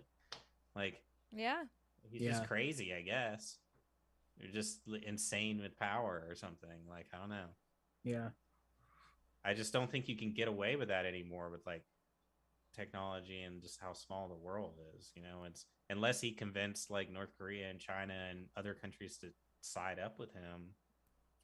But even then, I just feel like the rest of the world, we're kind of all on the same You're live literally and let talking about like live. a world war, though. Like us versus them. Like, this is what they're trying to avoid. It's But it very, wouldn't very just be sad. us, though. I feel like it would be us, Canada, Mexico, France, like all All of of NATO. Europe, even Mhm. Japan, and I would even most of the Asian countries, the Middle East. I even think like India and a lot of the Middle East would side with us. Yeah. Like Yeah. Nobody wants what's going on right now. Nobody. Nobody. Yeah. nobody.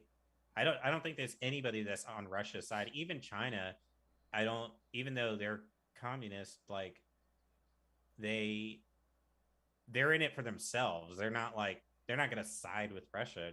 China just wants to have their own power. Same with that's the thing is like people like Putin and like the North Korea, Kim Jong. It's like it's ego. They're not going to like team up with anybody because it's all about them and them being powerful and them being the best. Like I Hmm. don't know. Yeah. It's easy to speculate in the safety of my home here. I Yeah. don't know, but it boggles my mind. I don't know why people are so hateful. Yeah, they're literally like bombing hospitals, like maternity facilities. Like, there's this one city I heard yesterday on the news, like 2,000 people got killed, and it's Yeah. and nobody's And then in really like Russia, it's all propaganda, and they're censoring in all the news and making their citizens believe that they're doing it for a good cause, and they're just like, I don't know. Yeah, that's people speak out about it in Russia and they get killed or imprisoned. It's super fucked up. terrible. Yeah. Yeah. We are definitely very fortunate, counting our blessings every single day just to be alive, be in, a country like America. As much bad shit is here. I mean, look at how many people died of COVID in our country that could have been avoided. Like a million people or something died. That's a lot of fucking people. Yeah. It's a lot of people. So, Yeah, I mean, no country, no person's perfect. Everybody's got their right. issues they got to work through, but it But kind we of are irritates very, me a lot very when fortunate. people, yeah, like talk crap because it's like we have it so easy, and we Yeah. and our society, as much as like we still have to learn and grow, we are so much more progressive than other places. Like I was talking to Mo's dad the other night when I was over there, and he's um not he moved here like 40 years ago, and um he was one of the things that he said was when he first landed here and was like in New York. He was like, this might seem weird or whatever, but he was like, it was crazy to me because there was like a church down the street, and then I was on the street that had bars, and then there was like a strip club there, and then something, and he was like, it was wild to me that this is all on like one long street. It's like if you want to worship God, you can go here. If you want to go see some tits and ass, you can go Was here that new? and Was spend that Bourbon money. Street? It And sounds like Bourbon Street to me. well, this is in New York or whatever. Yeah, but his whole point was like you could literally do what you wanted to do and had the freedom to do it, and nothing was like censored, and the government wasn't telling you you had to go to this synagogue or this church or you can't Literally, as view much as people in pornography this or country think whatever. we're like censoring them, we're not. Yeah, You can No, yeah, and he literally was like, say, which it's crazy. it's And crazy to me because we don't. But on the opposite side, the people who are toting that freedom of speech the most are the same people that want to ban books and keep people from talking about people being gay to kids. Facebook Yeah. censorship. It's so fucking and stupid. They're so hypocritical and they literally stand for nothing. I'm like, I'm sorry, but if you want to like tote your First Amendment shit so you can like storm the Capitol, then you've got to be able to let people say well, gay. it's both sides too. It's the people who say freedom of speech are also the same people that are censoring conservative post on Facebook or Well, like that's now different Discord. though. Discord That's now different wants to though. censor. No, you have more than you have the right to say whatever you want, but these platforms do not have a responsibility to promote it. They just don't. And if they want to block it, they're private companies. They can do so. That is not censorship. Right. Nobody's sitting in your house literally gonna freaking kill you for speaking up against your leader. Like that does happen in other countries. Like people just want to be so oppressed. It's like you're more than welcome to say whatever the fuck you want. If nobody wants to listen to you because it's hateful and because it's inaccurate or it's misinformation, then I feel like platforms do have a responsibility, and actually they have enough of their own free will and their own freedom to say we don't want that here. That's not censorship. It's not. Well, yeah, I agree that if you're a private company, you can choose what is done on your platform. But if your platform is something that's promoted that it's like this is a place for everybody to express themselves, and then you only censor a certain group, then it's technically not for everyone to express themselves. Yeah, I don't know. Nothing's perfect, but as far as like I think the basic thing that people don't ever take pause is, every election people get so riled up and it's like, oh, election was rigged and this and that, and oh, my guy didn't blah blah blah. And it's like, well, have you ever stepped back just to realize we even are allowed to vote on our leader? Like, Literally. we Yeah, even for have real. a Yeah. say. There's countries that they don't have any say at all. Yeah. Like, Yeah. it's just regimes, and it's all decided for them, and they Yeah. don't have any sort of voice. So, I mean, it sucks And when things your just happen. guy doesn't get elected or Yeah. whatever, but at least you got to go and like put your vote in, and whether it counted it or not, you know, Yeah. you Well, at I least would got to Yeah. do that action. hope that we would Yeah. get to a point where the votes do more accurately represent the will of the people. And that's going to be a long journey. There's a lot like why isn't election day like a national holiday and everybody gets off work? It should be. Right. It's Yeah. weird. Some people can't get Yeah. off. They literally, I'm like, okay, the poll's open from this to this. And then they get to the poll and they're like, well, you're not at the right place. You don't have the right ID, or, you know what I mean? Like, there's so many factors. And a lot of people, there's distrust and they don't think their vote counts. And I don't know, just, or like the mail in ballot thing. It's like, oh, that'd be great. Or let us fucking vote online. I mean, they managed to make all this COVID and unemployment shit accessible to people and simple. It's like, why can't we just go online, the convenience in our own home, and just be like, boop, boop, boop, done. Yeah. Scan your ID. It could be Yeah. it could be fucking hacked. I get it, but I just the they researched all this stuff about the fraud and the election, and there was like literally no evidence that the mail-in ballots caused like a significant amount of fraud whatsoever. And like, Well, every single year, every single election, there's something about fraud. yeah, So it's just like, Yeah. there's it's not a always going to perfect be system, that debate, but it's but yeah, but it's nothing that would like completely swing an election one way or the other. I think is kind of the the only point. thing It's, that like, I such just a get small frustrated with percentage. that's like an actual, like, why is it a conversation, is all the people that get so bent out of shape about requiring an ID to vote. I mean, it's like, it's not, if you're a citizen, you have an ID. Like, I just don't understand why it's such a big issue, because, you know, that's Yeah. literally the only requirement to vote is to be a citizen. So as long as you have a birth certificate or a driver's license or something that shows you're a citizen, then you can vote, and it's not an issue. But people are like, "Oh, it stifles a vote." It's like, how? How? What citizen is hanging around that doesn't have any form of ID? And if they don't, it's not that hard to get one. Like, I don't know. It's just literally to prevent people from, like, somebody from France that's here on a holiday during the election going and like voting on our election. Like, Yeah. you know, it's Exactly. like, Well, if do they didn't you need an ID, I would just fly to every country and vote in all their elections just for fun. You know, like, That's your thing. I voted in every country. yeah, I got a pin. I voted sticker in every language. Like, yeah, exactly. That's your thing. Yeah, I don't know.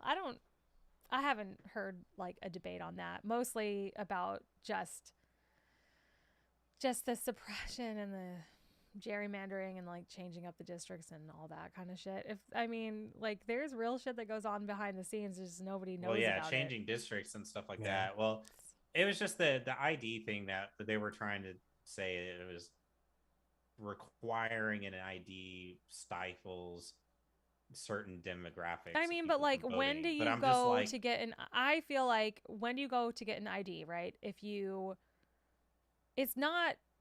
Well, why? Well, first of all, they're not free, which is the only thing. Even a state ID, even if you don't drive, because like a ton of people will never learn to drive and can't ever drive because of economic whatever. They can't afford a car. They don't want to learn. They can't afford to learn. Whatever. And an ID, I don't know, a state ID probably costs like $40. 15, maybe. I don't even know. Depends on your state. But like, even getting to the ID place, how are you going to get there? You know what I mean? If you're like literally living in like squalor. Anyway, those neighborhoods, those neighborhoods like need I don't help. think if somebody doesn't have the motivation in life to go and do that, I don't think they really care enough to go. That person isn't upset about being able to vote or not.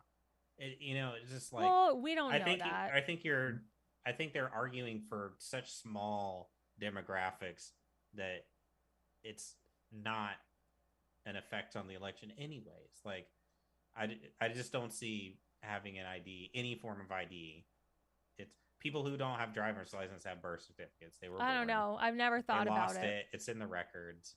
Yeah. I just don't think it's that hard. If you're really that passionate about voting and you're an American citizen, it's not hard to show up with your ID or figure out how to get one. And it's not like you get surprised by the election. It's like, oh, it's tomorrow. Like they're doing the elections for like the full year. You have plenty of time to prepare. All right, Steve, you heard it here first, folks. Yeah. I'm just saying, it's just like they don't need to change the system because there's a handful of people that just don't feel like having an ID. I don't know. There's got to be some sort of accountability. Yeah. Accountability for what?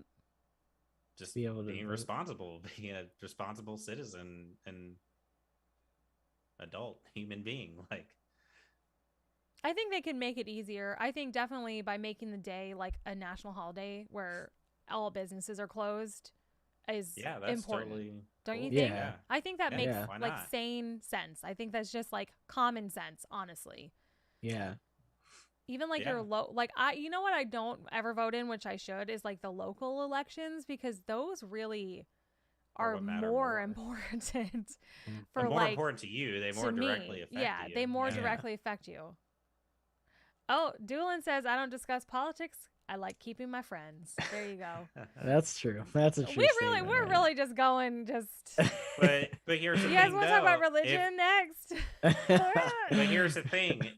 If you can't keep your friends from having a differing opinion, are they really your friends?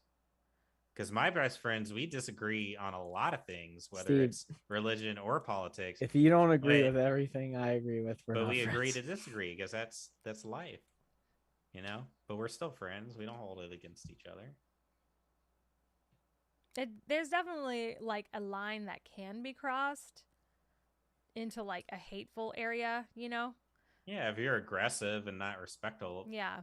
With your opinions, but people being stubborn, that's a problem. People not being open-minded. I was just listening to this podcast with like Chelsea Handler, Kristen Bell, and I love her so much, but she was like, the least attractive quality in a person is if they are close-minded. Like being open-minded to new ideas and new things and to always be wanting to learn and grow is like, that should be normal. Like people who aren't willing to like hear a different viewpoint or consider it, or it's just like those are the worst kind of people, man. Those are the worst. Yeah.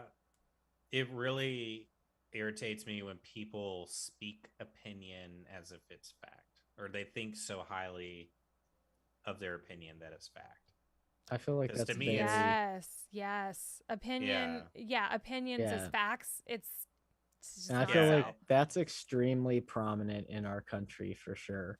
Especially with social media, entitlement, and culture, and yeah, it's like people get very passionate, and it's like, did you actually research that, or are you just passionate about a headline you saw and you reposted the graph? Literally, literally. It's and somebody on TikTok yesterday was like, you could literally Google anything and find the article for it and against it. Yeah. I forget what it was, but it was hilarious because he was like, oh, mayonnaise causes blindness or something, right? And he's like, I bet you I can Google this and find an article that says that it can cause blindness. And then another one that's like, mayonnaise doesn't cause blindness or whatever, like something random like that. And then he's like, here it is right here. It's like, so I was Googling, to circle back, the Daylight Protection Act. I was like, I want to like explain this better to you guys. So I Googled it, and the first two articles that came up were like, here's why this is a best idea ever. The very second article, here's why this is the worst idea and Congress needs to move on. I'm like, so if you're, and this is like some random newspaper, like some random middle of nowhere local newspaper, but that's what pops up like immediately when you Google that bill, which is crazy. Yeah. So like you can find it's support for your argument. That's my point. You can find support for your argument. It doesn't, but none of this is, it's opinion. None of it's based in fact. It's like even if it's like you're talking something scientific, it's like unless you show me the research or show me the results and I can see it and be like, okay, for sure.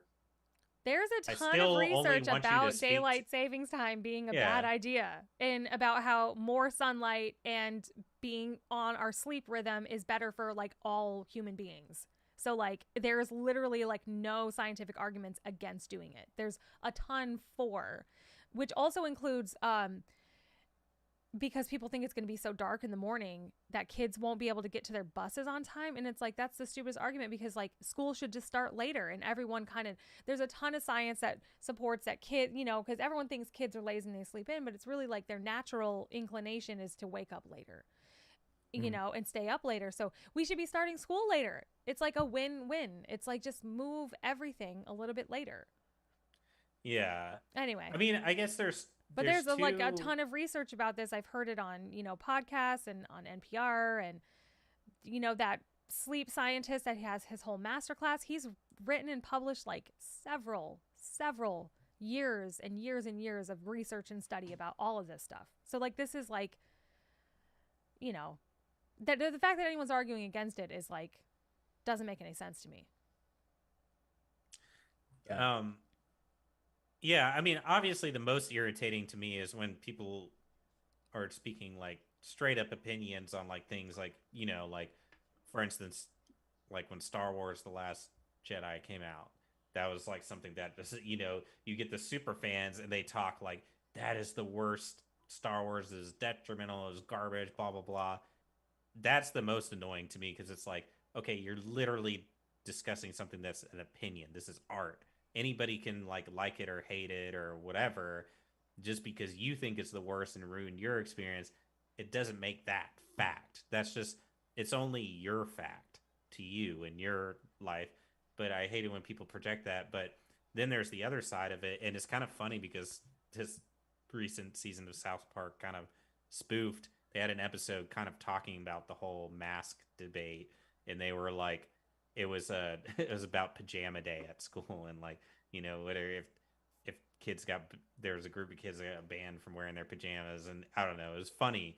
But even those sorts of things, where even those topics that are like, whether it's global warming or like COVID and wearing masks, even though it's a topic that seems scientific, well, it is scientific, but it seems like, okay, there is a for sure answer to those.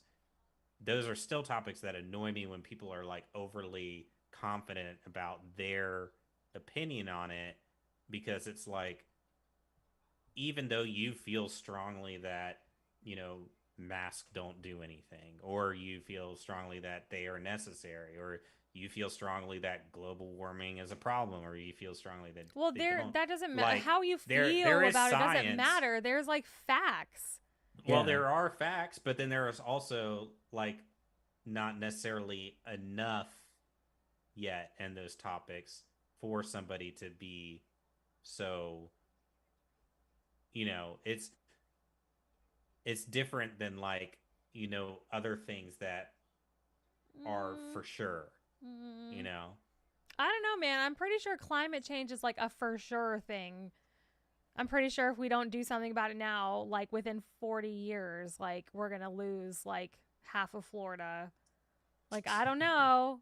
Maybe I'm listening to liberal propaganda. I don't know. I'm not doing the research. I'm not doing exactly. I don't know. Yeah, no, you're right, though. And it's like, and then we don't talk about it. It's a long-term thing that can't really, even though there's science behind it, they can't just like, it's not like. White man. This is I'm it's sorry. It's not the same as like the sun's going to come out tomorrow, like that's a for sure fact, or like, it's science that water's going to freeze at 30 degrees Celsius, a fact, yes. Or Fahrenheit.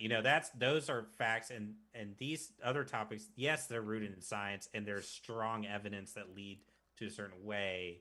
But I think when people get so overly passionate about it that they're aggressive, I'm like, please just like, you're not trying to Yeah. convince me the world's flat, like, or round. Like, it's different. Like, Dude, let's talk about flat earthers though. Like, yeah. whoa, talk about a bunch of crockpots.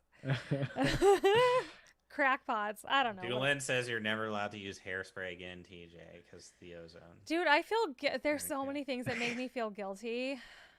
So many things. Like every piece of trash I throw out, I'm just like, where does it go? Does nobody think? I don't want to get into this. Yeah. This Cars. Yeah. Dude. Anytime I'm on a highway or anywhere, or especially when I fly and I look down and I see all the cars, I'm like, and they're making more, and there's all these car lots, and they're full of cars. And I people know. buy more cars. Why are it's we like, buying... where is all this shit going? All this metal, and then you see the junkyards, and it's like, yeah, it sits here on the planet Earth. Like, it's horrible. Yes. I think I looked it up before, and I'm pretty sure they like burn a lot of that stuff, which obviously I looked it up, and they burn it, and there's some sort of filtration device that's supposed to help like for the environment. Yeah. I don't know. Melting the cars down. Yeah, I don't know. Or garbage in general. A lot I think of it's landfills garbage, burn garbage. Yeah. And like that's garbage, why that's why you're not technically supposed to throw out things in your normal trash like chemicals, but everybody does. Yeah. Like your old bottle of Windex or whatever, like everybody does it, honestly. But you're supposed to like securely dump those things. And like I don't know a single person who ever has ever, or batteries.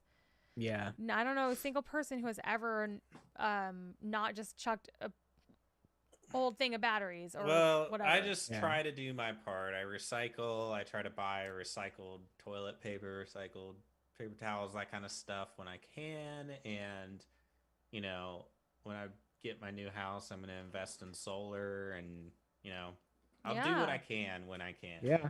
I mean, that's all we can do. This is the problem, is that we all feel like, obviously there's some personal accountability here, but the corporate responsibility on this stuff is way bigger than ours. Like, and then corporations love to make little people like us feel guilty that we used non-recycled, non-compostable, single-use plastic. But I was like, but the restaurant that I fucking ordered from just gave it to me like this because it's cheaper for them to do it than to get whatever. Like, and then everything costs more. You know, it's like when I go to a restaurant that's like locally sourced, like vegan friendly vibe, and it's like, you've got a plastic straw here. Are you trying to kill turtles? Like, remember that week when everyone was like super anti fucking straw? Yeah. Now I feel like I'm gonna be honest with you guys. I go to Dunkin' like every couple of days. They give me a straw and I don't feel any type of way about it. Because I don't throw it into the ocean, but I throw it into a garbage can. Well, I rarely ever drink out of a straw, but if somebody gives me one that, it's plastic, I don't get offended, but I am kind of like, when I see somebody who has a paper straw, I'm like, okay, that's cool. I like that you... I like the paper straw thing. I don't like the steel straw because, again, it's more fucking shit that's just going to still go into a landfill one day. Yeah. Yeah. Or like I bought some of those when they first gave them. Oh, no, I got them for free from some like Instagram page that I was giving away. But it was just like, what am I going to carry these around with me? Literally.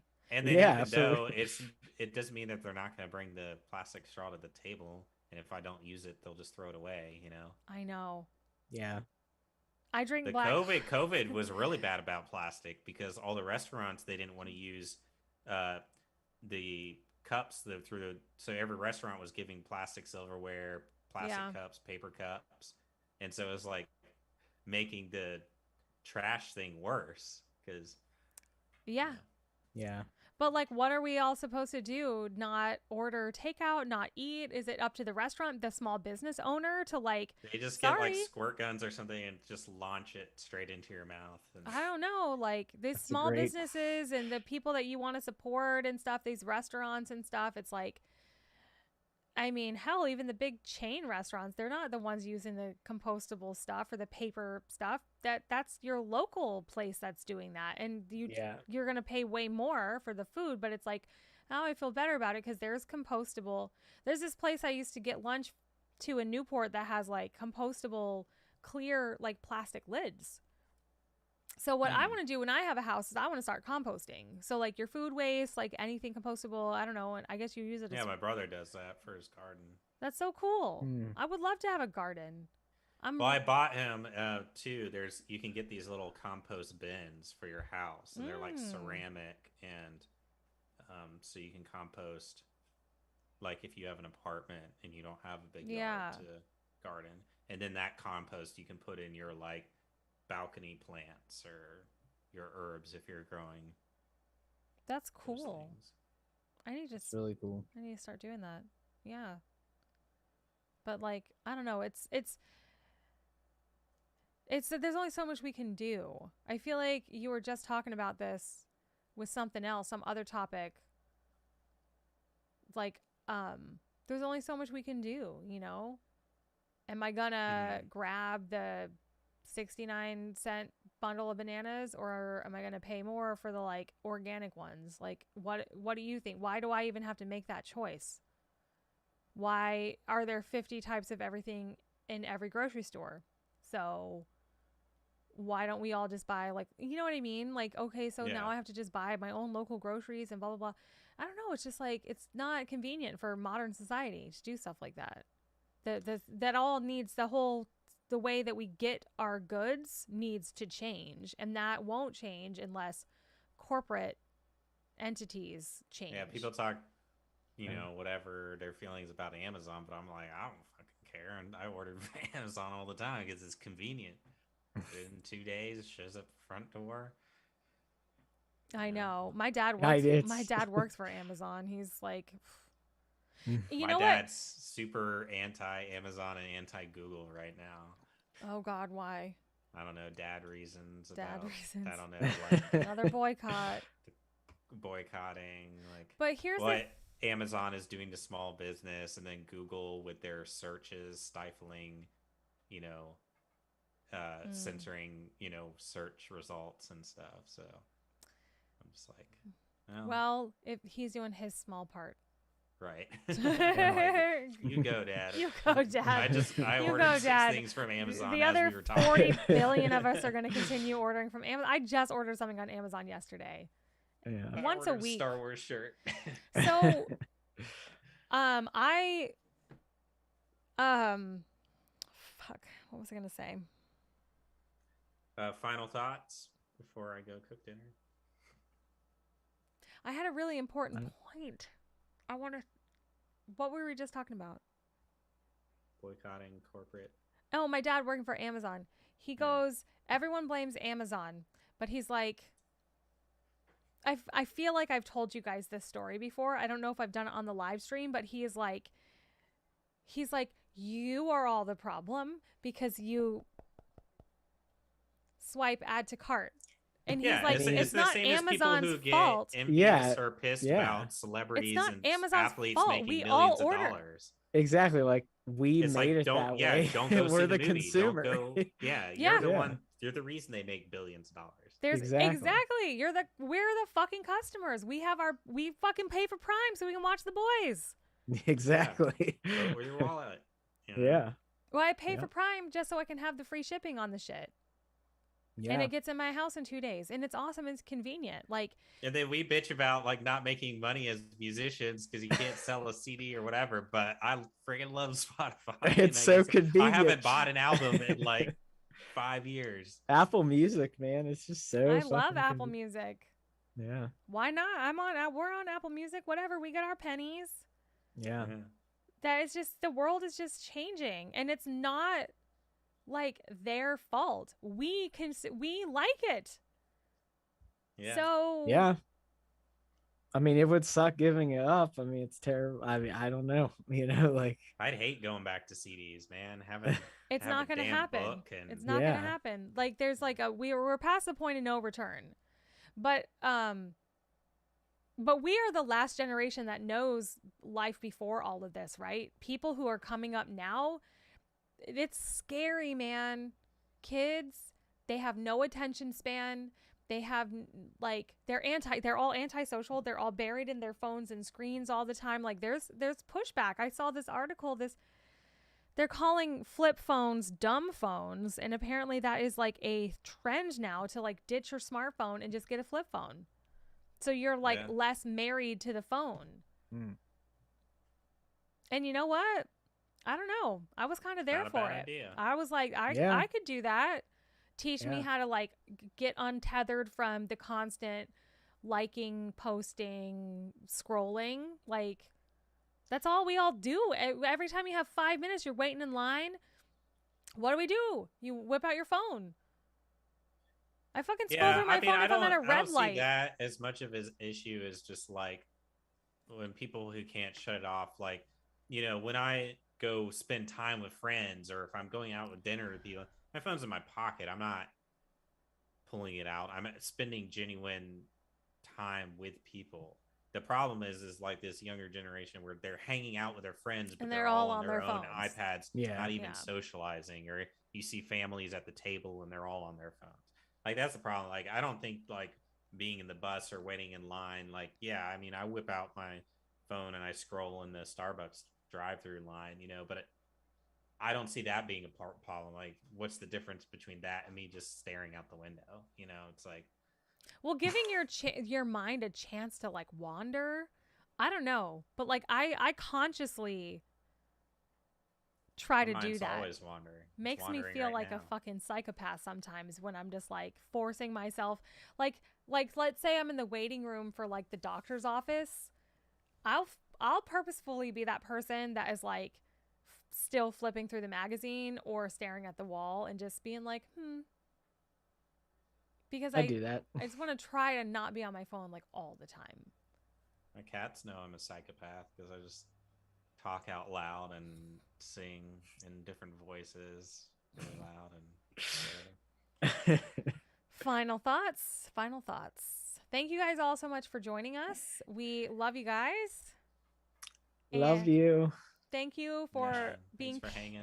Thanks for hanging out with us, a small part of your day. We do hope that we can bring you a little bit of joy in this world. We love meeting you guys. A couple of brand new people tonight on the live stream. We do these every Wednesday at 7 Eastern Standard Time. Thank you, Victor. We hope we see you in a future stream. It was their first time. Nice. I just got I don't know if I just got a marriage proposal. I think maybe the band got a marriage proposal. So, I mean, and Josh was available. So, Josh is single. I'm single. Yes. So. I do. Yes. Josh says yes. Yes. Thank you guys so much for joining us. You guys are a big light in our day. We look forward to this every week to talk to you guys, and thank you for supporting us. And shooting the shit. Yeah. Any other final thoughts, guys? No. Zip it up and zip it out.